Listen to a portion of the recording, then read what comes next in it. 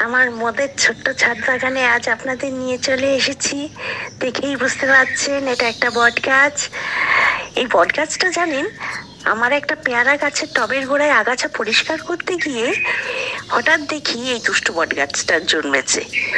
সঙ্গে সঙ্গে তো উপড়ে ফেললাম। উপড়ে ফেলে হঠাৎ কি মনে হলো, ভাবলাম দিই না বসিয়ে। তখন ছোট্ট একটা টবে বসিয়ে দিলাম, মাটির মধ্যেই শুধু। ও বাবা, এত তার বার বৃদ্ধি, ছাঁটাই কাটাই শুরু করলাম। তারপরে দেখলাম সেই ছোট্ট টবে সে এত থাকছে না।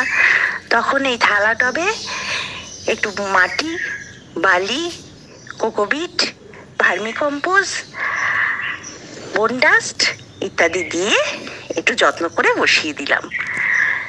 তারপরে তো খাবার পেয়ে সে গাছ দ্রুত বাড়তে লাগলো, আর আমিও দ্রুত ছাঁটাই কাটাই শুরু করে দিলাম।